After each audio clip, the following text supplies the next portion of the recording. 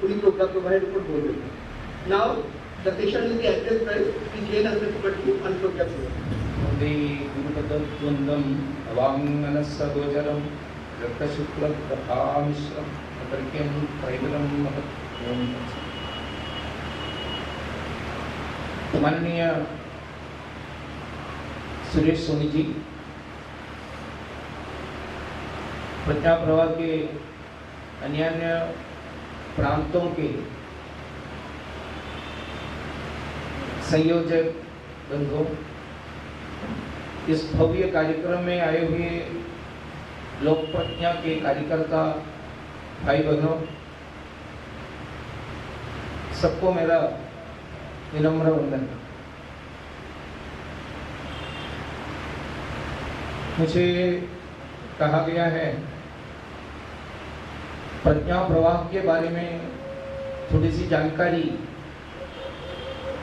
आप लोगों से साझा करना है। It has been already told by the previous speakers that Prajna Pravah is an intellectual movement or forum. It is not an organization per se. एक संगठन ऐसा प्रज्ञा प्रवाह नहीं है। ये एक नाम से सूचित होते हैं। It's an intellectual flow or intellectual movement. Nation first thinkers and practitioners का एक मूवमेंट है ये। इस प्रकार का ऑर्गेनाइजेशन, इस प्रकार का एक मूवमेंट राष्ट्र सर्वोपरि विचारक एवं कर्मशील लोगों के मूवमेंट इस प्रकार से शुरू होने के कारण क्या है, इसके बारे में जरा विचार करने की आवश्यकता है।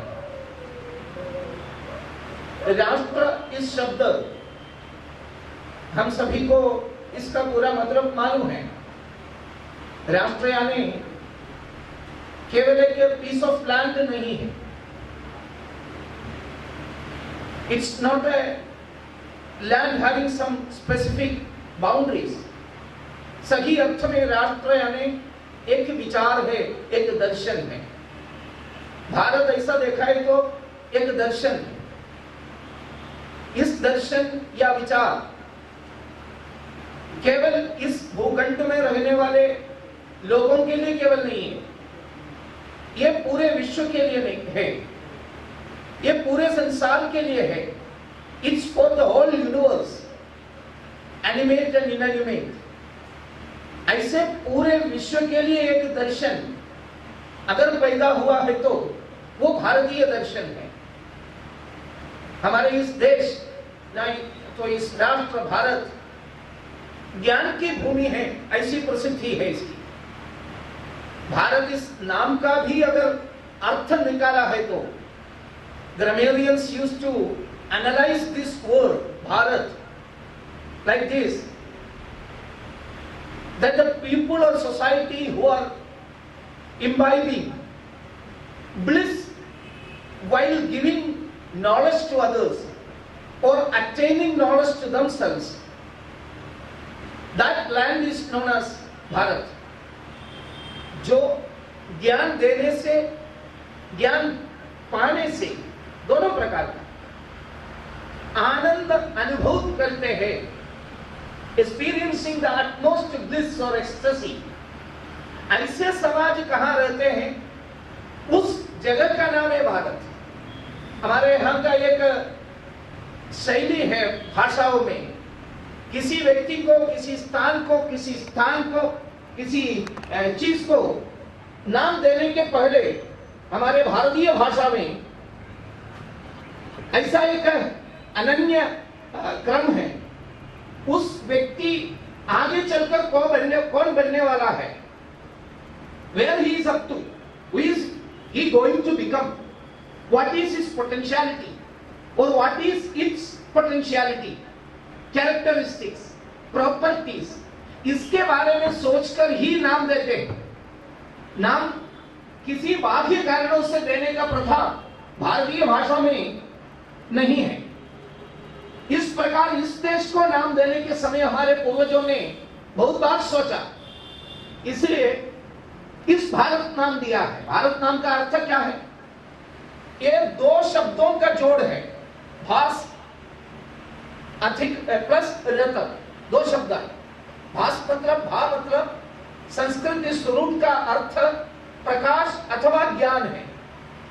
रत यानी आनंद महसूस करना, दूसरा अर्थ फॉलो करना, दोनों अर्थ है। रति का अनुभूति करना, काय के लिए? क्यों? भास से नहीं तो ज्ञान से, प्रकाश से। ज्ञान या प्रकाश देने से आनंदित होते हैं, ऐसे समाज ज्ञान के पीछे हमेशा कार्यरत होकर चलते हैं, ऐसे समाज कहाँ रहते हैं? वो समाज का स्थान का नाम है भारत। इसलिए इस देश को भारत नाम दिया। ज्ञान को utmost इंपॉर्टेंस, हमारे पूर्वजों ने ज्ञान को सबसे महत्वपूर्ण स्थान दिया। इसलिए वेद से लेकर हमारे सभी स्क्रिप्चर्स अगर देखा है तो अब हम सभी को मालूम होता है, उसमें ज्ञान को, प्रज्ञा को सबसे महत्व दे दिया। अगर का जो वेद का अर्थ भी क्या है, what is the real meaning of the वेद?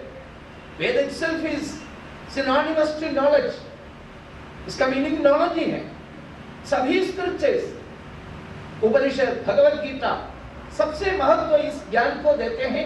वो ज्ञान पहले ही मैंने बताने के लिए कोशिश किया, it is not for the people who are living inside this boundary और this piece of land, it's for the whole universe. That's why हमारे पूर्वजों ने ये कहा, पूरे संसार हमारे लिए एक परिवार जैसा है। पूरे संसार को, पूरे विश्व को सुख देने के लिए हमारे इस विचारधारा बनकर आया है। इसका अनेक उल्लेख हमको मिले। सर्वे भी सुखिनः सन्तु, सर्वे सन्तु निरामया। सबको मंगल देने के लिए, किसी को रोग नहीं आना चाहिए, किसी को दुख नहीं आना चाहिए, ऐसा विचार हम पूरे विश्व के लिए दिए हैं। इस ज्ञान का दूसरा महत्व, ये ज्ञान हमारे पूर्वजों ने कभी भी ऐसा नहीं बताया है ये ज्ञान संपूर्ण है, ऐसा भी नहीं बताया। We never claimed that it is an ism। बहुत सारे नॉलेज ट्रेडिशन हमको पूरे विश्व में देखने को मिलता है, किसी देश को लेकर, किसी सिविलाइजेशन को लेकर, किसी मजहब को लेकर बहुत सारे ज्ञान के परंपरा हम देखने को हमको मिलते हैं। लेकिन ये सारा से सारा ऐसा करते हैं, we have thought about all, it is not necessary for you to think, we have thought about it। हमने विचार किया है, विचार करके पूरा किए हुए एक पुस्तक है, इसको कहते हैं ism. It is not necessary for others to think, someone have think about it in the years। पहले जो किसी ने विचार करके रखा है, इसमें कुछ ऐड नहीं करना चाहिए, इसमें कुछ निकालना भी नहीं चाहिए, ऐसे कहते हैं बहुत सारे लोग। लेकिन भारत के विचार का जो महत्व यह है, हम कभी भी इसको एक इज़म नहीं बनाया। ये इज़म नहीं है, एक क्लोज्ड बुक ऑफ थॉट नहीं है। इसमें आने वाले पीढ़ी को अपने विचार जोड़ सकते हैं। अगर काल सुसंगत नहीं है ऐसा कुछ विचार इसमें अगर लगते हैं तो इसका निकाल भी कर सकते हैं। इतना लिबर्टी है हमारे इस ज्ञान में। इसलिए सर्वपल्ली राधाकृष्णन ने बताया, इस भारतीय विचारधारा हिंदुत्व ये एक कंटिन्यूअस प्रोसेस है। It is not an and product, it is a continuous process. और दो महत्व, पहला जो बताया, इस ज्ञान पूरे विश्व के लिए, पूरे संसार के लिए है। और दूसरा, ये हमेशा आगे बढ़ते जाते हैं। It is a continuous process. Perfection का गुंजाइश है हमेशा। हम कभी भी ऐसा नहीं कहा ये क्लोज्ड बुक ऑफ थॉट है। ऐसा ये भारतीय ज्ञान परंपरा के महत्व है। ये कैसे होते हैं? ये होने के लिए एक क्रम भी, एक मैकेनिज्म भी हमारे पूर्वजों ने करके दिया था। That was a perpetual journey, निरंतर मथन प्रक्रिया, विचार का मथन। अपने जो पूर्वज ऋषि लोगों ने समय समय पर बैठकर इस विचारधारा को नवीनतम बनते जाते थे। It is not as perpetual journey और निरंतर मथन। उपनिषदों के लेकर अपने पूर्वज ऋषियों ने नैमिषारण्य में बैठकर इसको और ठीक कर दिया और मजबूत कर दिया। जो कुछ दुविधाएं लोगों के मन में है इसको करेक्ट कर दिया। इसलिए इस विचारधारा का ये महत्व, it is a continuous process, intellectual process that's known as a perpetual journey और निरंतर मथन प्रक्रिया का भी इसमें स्थान था। लेकिन हमको पता है कुछ साल, कुछ सदियों के पहले यहाँ उल्लेख हुआ, निरंतर आक्रमण हुआ। यहाँ आक्रांताओं के निरंतर इन्वेशंस के कारण और इसके चलते हुए हमारे इस देश पॉलिटिकली गुलाम होने के कारण इस परपेचुअल जर्नी अथवा निरंतर मथन प्रक्रिया को थोड़ी समय के लिए रुकावट हुई है। एक प्रकार से एक हद आ गया, एक स्टैंड स्टिल पोजीशन हमारे इतिहास देखने के समय हमको मिलते हैं। इस हमेशा नवीनतम बनाने का जो प्रक्रिया में, उस चर्निंग प्रक्रिया में रुकावट आ गई। कारण मैंने बताया, गुलामी का कारण होगा और इसके साथ साथ निरंतर आक्रमण के खिलाफ लड़ने के बीच में इसको ठीक करने के लिए हमको मौका नहीं मिला। आक्रमण के कारण हम गुलाम बन गया है क्या, या ये विचारधारा हमको और ठीक करने का जो मौका नहीं मिला इसलिए गुलाम बन गया? ये दोनों प्रकार से चर्चा चलते हैं विचारकों ने, और वो बताते हैं हमारा जो विचार कमजोर हो गया, इसको ठीक करने के लिए गुंजाइश, समय नहीं मिला, इसके वजह से हम कमजोर हो गया। वो कमजोर होने के कारण आक्रांताओं ने हमको गुलाम बना दिया। इस गुलामी से हम निरंतर लड़ने के कारण संघर्ष करके 1947 अगस्त 14 मिडनाइट और अगस्त 15 को हमको आजादी मिल गई। ये आजादी मिलने का जो समय, that was a golden opportunity for us to revive, reread, restart that perpetual churning of our intellectual work. हमारे इस भारत को, मैंने जो पहले ही बताया, Bharat is famous for its ज्ञान। ये ज्ञान पूरे विश्व के लिए था। वो ज्ञान एक परपेचुअल चर्निंग के द्वारा आगे बढ़ने वाला था। इसमें हमेशा नवीनतम आइडियाज आते रहे through this perpetual churning. Is perpetual churning, which has been stalled because of the continuous invasion took place here, and also ultimately we became slaves. इसके वजह से stalled हो गया। इसको रीस्टार्ट करने का एक मौका हमको मिला आजादी जब मिलने के समय। शुरू होना चाहिए था, लेकिन कितने प्रमाण में शुरू हो गया? तो उस परफेक्ट लाइन पे हमको आगे बढ़ सकते थे क्या? ये तो आप लोग विचार कर दीजिए। हमारे भाषा, इस भारत के भाषा, भारत के इतिहास, भारत की संस्कृति, भारत के मूल्य विशेष, भारत के सब प्रकार के विषयों के बारे में जो सोच, वो सोच के आधार पर इस देश को आगे बढ़ाने का जो प्रक्रिया, उस प्रोसेस, इंडिपेंडेंट इंडिया में भारत में किस प्रकार से आगे बढ़े, एक ही उदाहरण से मैं बताऊंगा। जब भाषा को लेकर चर्चा चल रहा था भारत के अंदर, उस समय एक शीर्षस्थ नेता ने उस मीटिंग में, भाषा पॉलिसी बनाने का जो मीटिंग में ऐसा बताया, कुछ लोगों ने ऐसा मांग उठाया, संस्कृत को महत्व देना है और उसके साथ साथ भारतीय भाषाओं को, बंगाली से लेकर मलयालम तक, मलयालम से लेकर गुजराती, गुजराती से लेकर सारदा, कश्मीरी भाषा, ये सबको महत्व देना है। कॉलोनियलिस्ट ने हमारे ऊपर थोपे हुए भाषा को एक भाषा के तौर पर प्राधान्य देना, इसके ज्यादा नहीं होना चाहिए, इस प्रकार के चर्चा को उस समय हमारे शीर्षस्थ नेता ने क्या कमेंट दिया, ये मैं यही बता रहा हूं। भारत ने और रीस्टार्ट करने का, सोने का एक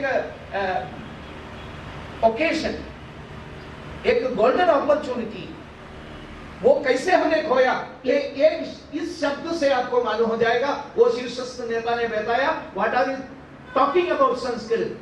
Sanskrit is a dead language, Sanskrit एक मृत भाषा है। ऐसा कहकर उस प्रकार के चर्चा को आगे बढ़ाने के अनुमति ही नहीं दिया। इसका भारत स्वरूप क्या हो गया है? इसका भारत स्वरूप भारतीय बंगाली और भारतीय मलयाली के बीच में ठीक तरह से वार्तालाप होना चाहिए तो एक एलियन भाषा का इस्तेमाल करना पड़ता है, अंग्रेजी का इस्तेमाल करना पड़ता है। केरल के व्यक्ति और तमिलनाडु के व्यक्ति एकदम पास में रहते हैं, but we are talking each other in Tamil, not in Tamil और not in Malayalam, but in English. That became our pride. पूज्य स्वामी शंकराचार्य जी केरल के कानडी से लेकर पूरे भारत को प्रदक्षिणा करके कश्मीर में जाकर विश्व विजयी दिग्विजयी बन गए, सर्वज्ञ पीठ में बैठे। कौन से भाषा कहकर वो गए हैं केरल से लेकर कश्मीर तक? कौन से भाषा में उन्होंने बाकी लोगों के साथ वार्ता किया? जरूर एक कॉमन लिंक लैंग्वेज उस समय हुए होंगे, अदरवाइज हाउ कुड बी? वो तो अंग्रेजी नहीं था, अंग्रेजी का मतलब ही नहीं था उस समय। कौन सी भाषा में होगा? वो संस्कृत भाषा में ही। नहीं तो संस्कृत भाषा के बेस सभी भाषी लोगों को होने के नाते किसी भी भारतीय भाषा में बताने से ही सबको समझ में आए होंगे। दो रीजन होंगे, दो ही reason. First of all, Shankaracharya must have conveyed his ideas to others in Sanskrit only. People were able to understand. लेकिन वो आम जनता को भी संबोधित किया थे उनके यात्रा में। कौन सी भाषा में होंगे? उनकी भाषा में बोले होंगे। वो भाषी लोगों को संस्कृत के आधार उनको भी होंगे होने के कारण they understood it very well. अभी भी 74 years हो गया, 74 साल हो गया, हमको इस प्रकार से आसानी से, आराम से, सरल रूप में आपस में कम्युनिकेट करने के लिए भी कर नहीं सकते। We are not able to communicate each other in our own languages. This is the situation. इसके साथ साथ भारत के वो ज्ञान परंपरा, महत्वपूर्ण ज्ञान परंपरा के बहुत सारे विषय वस्तु हमको मिलते थे, वो थे उस समय। इसका सदुपयोग भी ठीक तरह से नहीं हुआ। ये होते बिना भारत को एक शक्तिशाली राष्ट्र नहीं बना सकते। हम अभी भी कंपेयर करते हैं पाश्चात्य विचारकों के साथ। ये कोलकाता श्री रामकृष्ण परमहंस ठाकुर के स्वामी जी के जगह है, एक जगह फिलोसफी का, दर्शन शास्त्र का जगह है। लेकिन आप में से कितने लोग बता सकते हैं हमारे यहाँ अपने विद्यालय से लेकर बच्चों को फिलोसफी, दर्शन शास्त्र, भारतीय दर्शन शास्त्र पढ़ सकते हैं क्या? कॉलेज लेवल पर दर्शन शास्त्र पढ़ने वाले, फिलोसफी पढ़ने वाले लोग भी प्लेटो को पढ़ते हैं, रूसो को पढ़ते हैं, सोक्रेटिस को पढ़ते हैं, लेकिन कितने लोग अभिनव गुप्त के बारे में पढ़ते हैं? कितने लोग केरल के श्रीनारायण गुरु के बारे में पढ़ते हैं? बिल्कुल न के बराबर है। अपने ही दर्शन शास्त्र पढ़ने का मौका हमको आजकल नहीं मिलते रहते। इस समय पूज्य स्वामी जी आ रहे हैं।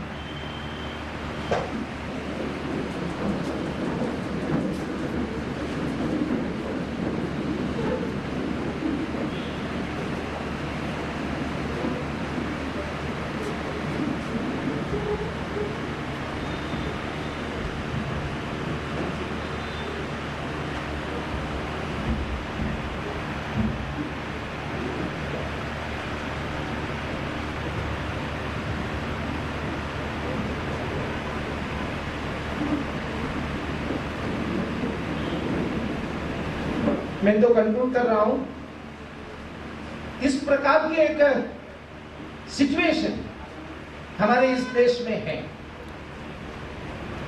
इसको ठीक करने का दायित्व, भूमिका कौन निभाना है? किसी गवर्नमेंट निभाएंगे, किसी इंस्टीट्यूशन निभाएंगे, ऐसा सोचना गलत है। इसका दायित्व सामान्य समाज का है। सामान्य समाज इस ज्ञान परंपरा को, भारतीय ज्ञान परंपरा को फिर से उठाने के, जगाने का जो दायित्व अपने हाथ में लेना चाहिए, इस विचार को सामने रखकर भारत के कुछ राष्ट्र सर्वोपरि विचारक, कुछ लोग कुछ साल पहले, एक्चुअली स्पीकिंग इन 1986 इन कोलकाता, कुछ विचारक लोग बैठे और उन्होंने इस प्रकार के विषय के बारे में सोचा। पूरे भारत में भारत को, भारतीय दर्शन को केंद्र बिंदु में रखकर एक वैचारिक मंथन प्रक्रिया, एक वैचारिक आंदोलन खड़ा करने की आवश्यकता है, ऐसा एक निर्णय लिया, डिसीजन लिया। इसके आधार पर जगह जगह पर उस प्रकार के लोग इकट्ठा हो गया और अलग अलग प्रकार के जो मूवमेंट्स, ऑर्गेनाइजेशंस, इंस्टीट्यूशंस खड़ा कर दिया और इसका एक फोरम के रूप में, एक अखिल भारतीय स्वरूप, इस रूप में प्रज्ञा प्रवाह 1992 में प्रज्ञा प्रवाह का आविर्भाव हुआ। इस भारतीय विचार को केंद्र में रखकर इस प्रकार के प्रयास हम सब मिलकर आगे बढ़ाने की जरूरत है। आज पूरे विश्व, बार बार बताने की जरूरत नहीं है, हमेशा हम हमारे नजर पर आते हैं, हमारे ध्यान में आते हैं, हमको पढ़ने को मिलते हैं। पूरे विश्व इस महत्वपूर्ण विचार के तरफ आ रहे हैं। पहले ही अर्नोल्ड टॉयनबी जैसे लोगों ने भारतीय विचार हमेशा के लिए रहने की आवश्यकता बताया। पूरे संसार, पूरे मानविकता, पूरे ह्यूमैनिटी अगर डिस्ट्रक्शन में नहीं जाना है तो इस भारतीय विचार के तरफ सब लोग उनके ध्यान मोड़ने की आवश्यकता है। They have to give attention to this भारतीय दर्शन, थ्रू दिस भारतीय फिलॉसफी। भारतीय दर्शन ही विश्व को, मानविकता को आगे बढ़ सकते, ऐसा बहुत महत्वपूर्ण लोगों ने बताया। स्वामी विवेकानंद जी भी बार बार वही बात बताते हैं, हमको पूरे विश्व को बताया है। भारतीय दर्शन अगर मर गया है तो पूरे विश्व मर जाएंगे।